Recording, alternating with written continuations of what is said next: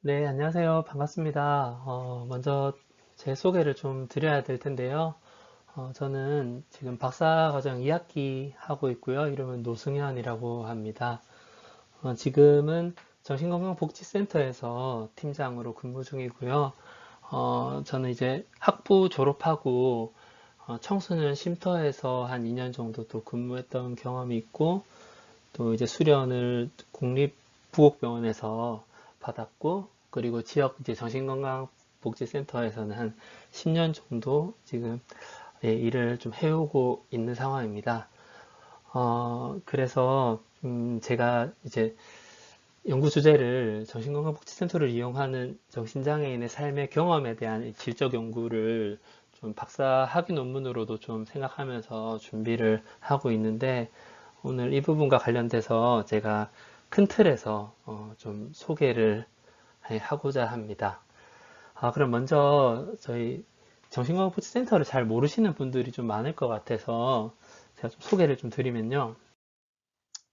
일단은 보건복지부 산하에서 이렇게 각 시, 군, 구까지 그 보건소 보통 안에 많이 있습니다. 그래서 이제 여기 보시면 네 번째 기초정신건강복지센터라고 있는데, 제가 이제 울산 중구 정신건강복지센터에서 이제 일을 하고 있고요. 정신건강복지법에 의해서 설치되어 있는 기관입니다. 그래서 지금 정신재활시설도 있는데, 이 정신재활시설은 주로 이제 등록되어 있는 정신장애인들이 주로 이용하는 곳이고, 정신건강복지센터는 정신장애인뿐만 아니라 자살 위기자 그리고 일반 지역 주민들까지 포괄적으로 사업을 수행하고 있는 기관이고요. 그래서 이제 현황을 조금 말씀드리면, 전국에 이제 한 255개 정도가 이렇게 퍼져 있는데, 이 두 가지 정신재활시설이 개수가 더 많기는 한데, 정신재활시설은 주로 이제 수도권 중심으로 이렇게 많이 설치되어 있어서 어, 지역에 전국적으로 고루 이렇게 분포되어서 이제 정신건강 서비스를 제공하고 있는 곳은 기초정신건강복지센터라고 이해를 하시면 될 것 같고, 이 서비스 전달 체계, 정신건강 서비스 전달 체계에서도 핵심적인 기능과 역할들을 담당하고 있는 기관입니다. 예. 그래서 제가 연구 주제에 대해서 제가 관심을 갖게 된 배경을 조금 말씀드리면, 정신장애인들이 주로 차별 가정 속에서도 차별을 받고 배제 속에서도 배제를 받는 그런 상황들이 있어요. 일예를 들자면, 저희 기관에서 정신장애인들이 이제 이용을 하고 계신데, 사실상 저희 기관에서는 자살 위기자들에 대한 사업들이나 또 일반 지역 주민들 대상으로 예방 사업들을 워낙 많이 하다 보니까 정신장애인 분들이 사실상 우선순위에서 많이 밀려 있어요. 그래서 그 중증 정신질환 사업들은 굉장히 많이 축소되어 있는 상황이고, 또 그렇게 할 수밖에 없는 환경이기도 하고요. 그렇다면은 다른 대안이 있느냐? 그 지역에 이제 정신재활시설, 아까 전에 말씀드렸던 그런 정신장애인들이 주로 집중적으로 이용할 수 있는 그런 시설들이 턱없이 부족하다는 거죠. 그래서 결국에는 서비스를 받고 싶지만 받을 수가 없는 그런 상황들에 놓여 있어서, 이와 관련돼서 이제 이것뿐만 아니라 다양하게 정신장애인들에 대한 많은 편견과 오해 속에서 이분들이 살아가고 계신데, 그 속에서 경험하는 이제 사회적 배제, 이런 부분들을 저는 좀 관심이 있어서 그 부분을 집중적으로 좀 연구를 해보고 싶은 그런 마음이 있었습니다. 큰 틀에서 저 연구를 조금 저의 목차나 이렇게 큰 틀에서 소개를 해드리려고 하고요. 이런 논리적인 흐름들을 좀 주로 말씀드리려고 해서 아주 세부적인 내용들은 얘기하지는 않을 건데, 이런 논리적인 흐름과 관련돼서 조금 잘 맞지 않는 부분이 있다거나 그런 것들이 있으시다면, 또 수업 시간 때 많은 의견들 주시면 제가 또 많이 도움이 될 것 같습니다. 그러면은 좀 설명을 드리면요. 일단은 연구 필요성으로는 먼저 이제 정신장애에 대한 억압과 배제로 나타나는 이런 문제점들 주로 좀 기술을 할 예정이고요. 그리고 선행 연구나 선행 연구들이 어떤 것들이 있었는지, 그리고 연구 방법은 어떻게 할 건지에 대한 간략한 제시들을 하면서 연구 필요성에 대한 글을 기술하고요. 그 연구의 의의나 목적은 정신장애인에 대한 배제 경험들을 철학적으로 다층적으로 분석해서 이에 대한 대안을 제시하겠다는 것이 저의 목적이고, 이와 관련된 이론적 배경들은 정신장애에 대한 사회적 배제, 그리고 센터는 뭐 어떤 곳인지, 그리고 정신장애인들이 경험하는 배제, 이런 것들은 어떤 것들이 선행 연구들에 있었는지, 그리고 네 번째로는 제가 이제 분석 툴로 삼고자 하는 것이 이 한나 아렌트라는 정치 철학자의 그 파리아의 관점. 여기서 파리아라는 말은 그 쫓겨난 자라는 뜻이거든요. 유대인들한테 사용되는 언어인데, 아무튼 그런 쫓겨난 자로서의 관점이라는 요 고유한 아주 독특한 이 관점들을 가지고 분석을 해보려고 합니다. 한나 아렌트에 대해서 좀 잘 모르시는 분들도 있으실 텐데, 그건 제가 추후에 조금 이따 소개를 다시 하도록 하고요. 그리고 마지막으로 연구 방법들은 질적 연구로 해석학적, 현상학적 연구를 좀 하려고 합니다. 이 부분도 추후에 제가 한 번 더 설명을 드리도록 하겠습니다. 제가 연구를 준비하는 과정들을 제 나름대로 어떻게 했는지를 조금 나누는 것도 의미가 있겠다 싶어가지고 제가 사용하고 있는 엔드노트 장면들을 지금 캡처를 떴는데요. 일단은 정신장애와 관련된 여러 가지 논문들을 제가 저의 엔드노트에 한 900여 편 정도 이렇게 담아놨는데, 옆에 이제 왼쪽에 보시면 제가 그 키워드들을 이제 이런 키워드로 검색을 한 거죠. 정신장애와 더불어서 차별, 인권, 뭐 정치 등등 이런 것들과 함께 해서 이제 논문들을 좀 확인했었고요. 그 과정 속에서 이제 제가 여기 보시면 엔드노트에 보시면 동그라미가 이렇게 검은색이 되어 있는 건 아직 안 읽었다는 뜻이고, 예, 이렇게 흰색으로 바뀌어 있는 것들은 제가 조금 그래도 한번 전체적인 리딩은 좀 끝냈다는 것들인데, 아무튼 이렇게 연구 자료들을 좀 보면서 제가 핵심 선행 연구를 제 연구에서 참고할 수 있을 핵심 선행 연구를 3가지 논문을 뽑았거든요. 그게 뭐냐? 첫 번째는 정신건강 증진시설 이용 경험에 대한 연구, 그리고 일상생활 차별 경험에 대한 연구, 그리고 이 세 번째는 여자 청소년 방광 경험에 대한 연구인데, 이 세 번째 연구 같은 경우는 이제 연구 방법이 한나 아렌트의 분석들을 여기서도 사용을 했어서 제가 조금 참고하고 있고요. 앞의 두 연구는 제가 가지고 있는 문제의식과 가장 유사하게 정신장애인들의 시설 이용 경험이나 혹은 일상생활 차별 경험을 다루고 있어서 제가 주요하게 참고하고 있고요. 그래서 이 3가지 연구들을 제가 보면서 뭐 서론이나 이론적 배경 큰 틀 안에서도 각 문단마다 어떻게 핵심 주제들, 문단의 핵심 주제들이 기술되어 있는지를 좀 이렇게 다 확인을 해서 적어봤고요. 이러한 것들을 바탕으로 해서 저도 제 나름대로 저의 연구에 이런 목차들을 좀 기술을 해봤죠. 네. 그래서 요 내용들을 가지고 지금 제가 좀 더 소개를 드리도록 하겠습니다. 네. 일단은 그래서 연구 필요성을 조금 말씀드리면, 정신장애인에 대한 배제가 얼마나 심각한가, 이 부분은 최근에 코로나19 때문에 이제 초창기에 사망자가 경남 청도에 있는 정신과 병원에서 많이 나왔는데, 결국에는 이제 저는 그 병원 속에 계셨던 정신장애인 분들이 한두 명 이제 기침도 하고 점점 몸이 아파지는 과정 속에서 그게 코로나라는 걸 전혀 몰랐을 수도 있겠다, 그런 생각들까지 들더라고요.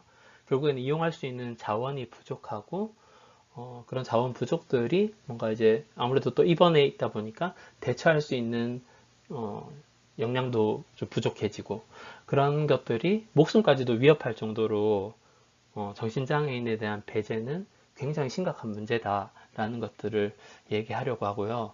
그 다음 이어서 법률과 의료 영역에서조차도 이제 정신장애인들이 이런 배제를 경험하는데, 정신보건법이 처음 생긴 것이 사실은 이제 목적은 법에서는 이제 치료와 사회복귀를 얘기하지만 실제로 성격은 격리와 감금, 사회 치안 이런 것들에 더 초점이 사실 맞춰져 있었어요. 그런 것들이 정신건강복지법으로 최근 몇 년 전에 이제 개정되면서 좀 나아졌느냐 봤을 때 여전히 나아지지 않았다는 거죠. 그리고 여전히 우리나라의 정신건강 그 정신과 병원에 입원하고 있는 기간은 OECD 국가들의 평균의 여전히 4배 정도에 가깝게 있어서 강제 입원으로 인한 인권 침해와 관련된 문제들이 여전히 좀 있는 상황입니다. 네.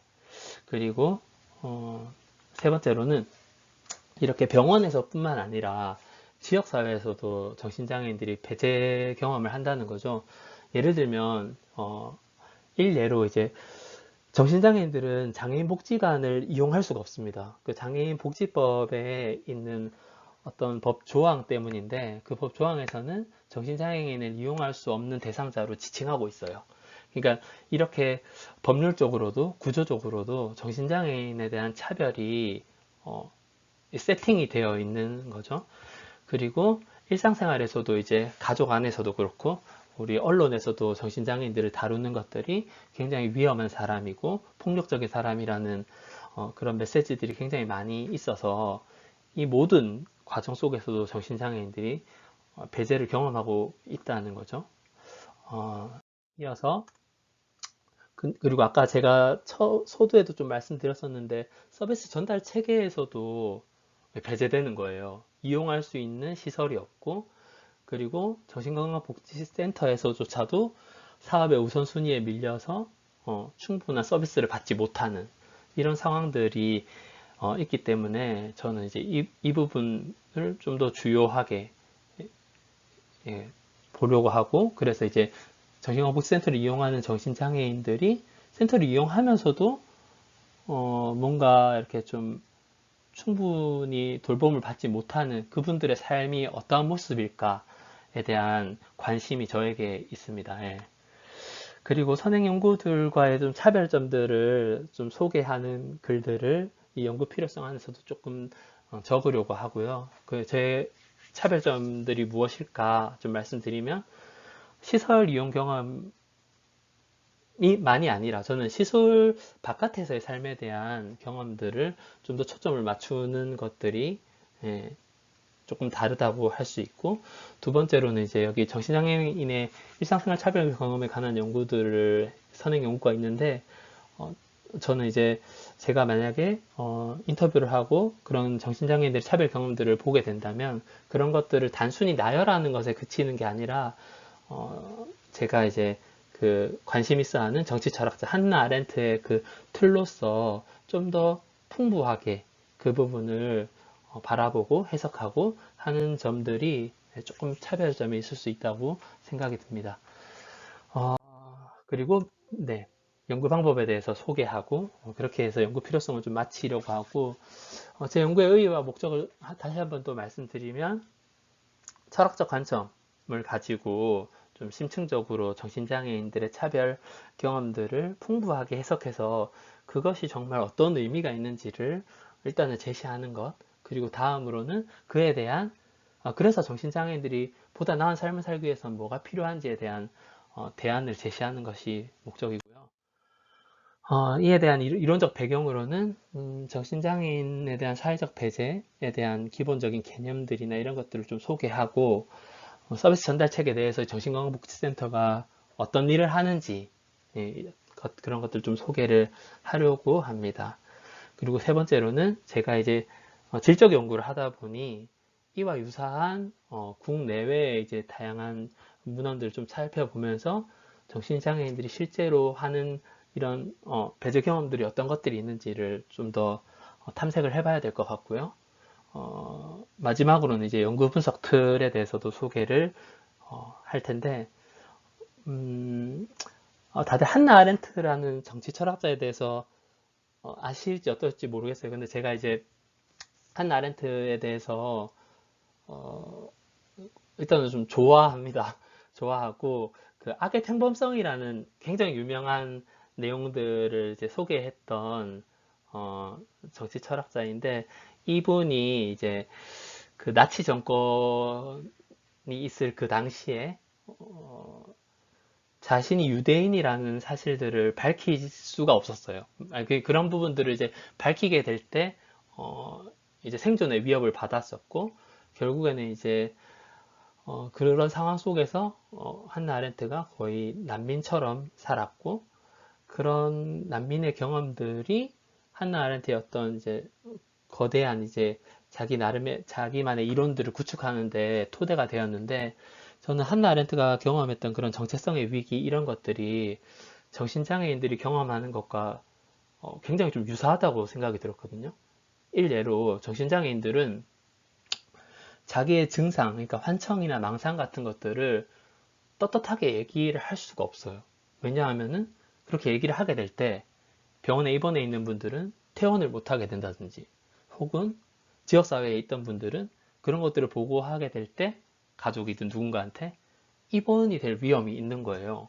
그러니까 끊임없이 어떻게 보면 그런 증상들은 자기가 가지고 있는 자기의 당연한 모습 중에 한 가지인데 그것들을 끊임없이 부인해야지만 지역사회에서 내가 내 삶을 영위할 수 있는 그런 상태가 되어버리니까 한나 아렌트가 끊임없이 자기의 유대인 정체성을 부인해야만 살아남을 수 있었다고 느끼는 그 지점과 맥이 다 있는 거죠.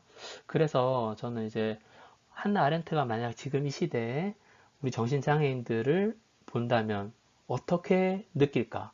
그리고 이에 대한 실천적 대안들은 무엇일까에 대해서 저도 제가 마치 한나 아렌트가 된 것처럼 그런 부분들을 좀 분석해 보고 싶은 것이 저의 이 연구에서의 주요 초점이 맞춰져 있는 거죠.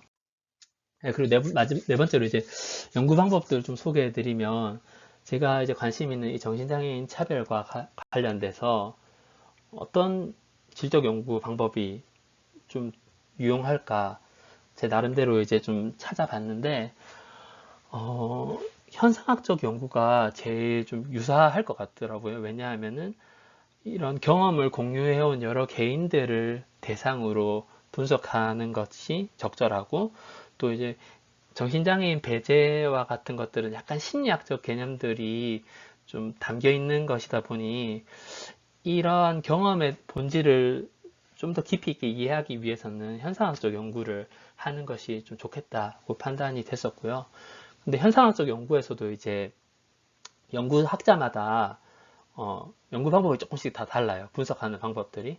그래서 연구 유형을 조금 보시면 여기 벤매넌은 이제 해석학적 현상, 그러니까 연구자의 이제 그 해석이 좀 더 가미가 되는 거죠. 근데 반면에 지오르기나 콜라지나 이런 사람들의 해석들은 참여자의 경험에 훨씬 더 많은 이제 비중을 두고 이렇게 기술을 하는데 저 같은 경우는 한나 아렌트라는 그 정치 철학자의 관점을 바탕으로 이제 해석을 하고자 하기 때문에 좀 더 벤매넌의 해석학적 현상학 연구 방법을 사용하는 것이 좋겠다는 생각이 좀 들었습니다. 그리고 그래서 이제 추후에 연구 참여자를 선정한다면 센터 이용 경험이 있는 그리고 2년 이상 어느 정도 센터에 대한 경험이 좀 풍부하게 있어야 될 테니까 이런 정신장애인 한 10명 정도를 연구 참여자로 이렇게 만나 볼 생각이고요. 자료 분석은 주로 이제 면담이나 녹음 그리고 기록 뭐 이런 것들이 될 것 같고요. 그 후에 이제 연구의 질 검증이나 윤리적 이슈에 대한 내용들도 좀 다루어져야 될 것 같습니다. 그리고 마지막으로는 연구 결과로 현상학적 글쓰기를 통한 이제 결과를 정리해서 글을 쓰고 또 이에 대한 이제 실천적 제도적을 제시하는 것까지 이렇게 해서 연구를 좀 진행을 해볼 수 있지 않을까 생각하고 있습니다. 네, 마지막으로 제가 참고했던 문헌들 이렇게 있는데 네, 한번 참고해 주시고요. 이상입니다. 예, 그래서 제가 아직 많이 준비를 하지는 못했는데 선생님들께서 좀 좋은 의견들이 있으시면 수업 시간 때 많이 나눠주시면 좋겠습니다. 네, 감사합니다.